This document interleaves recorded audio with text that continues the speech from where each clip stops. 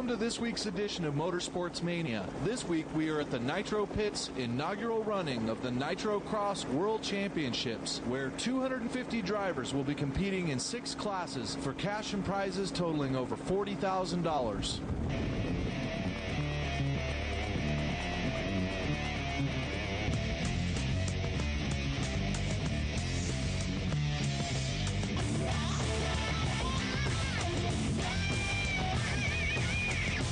We're back here in the pit sniffing out all the cool stuff. Everybody's talking about the brand new Jammin' Truggy prototype back here. First look ever on television be coming up right here. Jammin' Jay Halsey, dude, this is your baby. Tell me about it.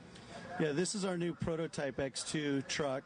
Our X1 truck was the very first national champion and kind of set the course for Truggy class. And now, you know, things have changed. There's a lot of new trucks out there, so we had to come out with a new truck. And this truck we have here today is the same truck that, not the exact same truck, but the same chassis setup is what Taylor James won the national championship with about a month ago.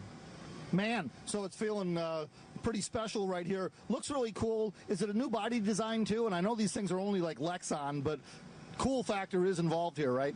Yeah, definitely the cool factor. Yeah, the body is different because the chassis is a lot longer, the body is a lot lower. We had to stretch the nose of the body a little bit to fit the suspension, and the whole deal with this truck is we got everything lighter and lower, all the weight in it. So, but it's worked really well so far. We've had the national championships. We had 3 of them there, and had all 3 in the main event. And that was the first time we even ran the truck. We did some testing beforehand, but that was the first time with all the components together as you see it now was at the Nationals. So. Oh, Jay, you've been around the industry for many, many years. Tell me, you know, from when you first started out to now as a manufacturer. You started off as a racer. You made your own parts just to go fast. You've made a business out of it. You're making a living out of it. You're still out there. I see you out there turn marshaling just like one of the guys. You know, what's it seem like over, about 18, 20 years you've been doing this now? What kind of changes have happened? Yeah, it's been about probably 23, 24 years, and I originally started out in electric racing, and you know, as I said before, the biggest thing back then was just to keep a car going. You'd win. Nowadays, it's not just keeping it going. It's all the fine-tuning with, you know, dampening in the shocks. They're all-wheel drive. You have a front and a rear and a center differential, sway bars, different tires, different tire compounds, different inserts for the tires. So, I mean, different spring rates. It's basically just like a real car, and the competition's serious in these. So, nowadays, I mean, it's a lot different than it used to be.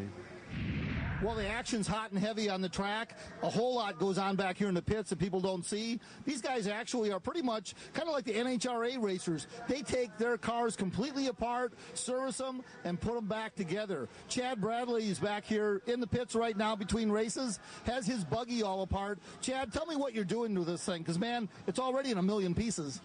Yeah, I'm getting ready for the main event. Which is it's 30 laps, which is probably a little less than 30 minutes out there. So I'm just pulling it apart and making sure everything's tight and cleaned up, checking the bearings. You know, the track's dry, so there's a lot of dust out there. Dust can work its way into the hinge pins, and so I'm just going through it, checking it, and making sure it's all free and not bound up for the main event.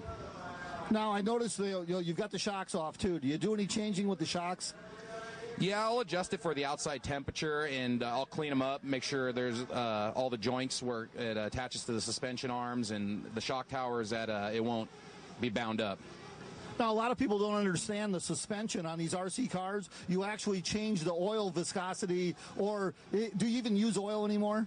Yeah, we use a silicone oil, and we could adjust it with that, or the dampening with the pistons, the pack, the springs, even the shock angles. You know, for the roll, the pack, you know, even the weight transfer.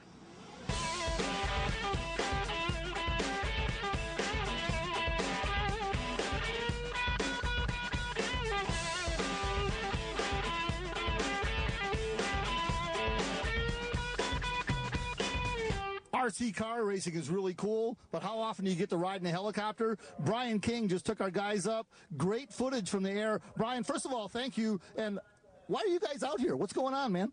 Well, it's an exciting weekend. Nitro Pit invited us to come out, and first off, I'd like to thank Best Choice Properties for letting us use their helicopter. But we're here at the World Championship. There's over 250 guys driving their cars, and it's just exciting to see what's going on out here. That's right. If you like nitro horsepower, if you like wheel-to-wheel action, these guys are getting a lot of air, but they didn't get as high as you did they? No, they didn't. You know, we're only about 100 feet off the ground, and we have the best view in the house. To see these cars do 30-foot jumps is just spectacular. It's awesome. That's right. Always adding a better perspective to anything with helicopter footage. We can't thank these guys enough for taking this up, having some fun, and more importantly, giving these RC car racers the coverage they deserve. If you want to help out, that would be great.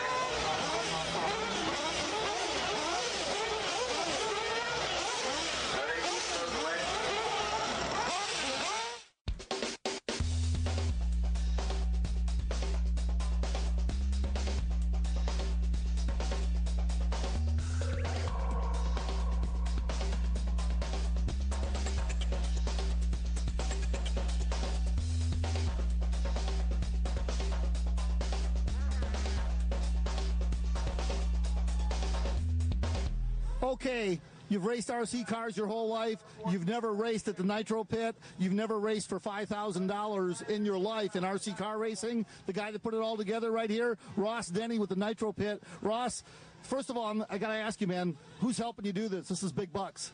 Well, you know, we've had a lot of corporations that really have seen the people that are working in the RC industry, the racers in the RC industry.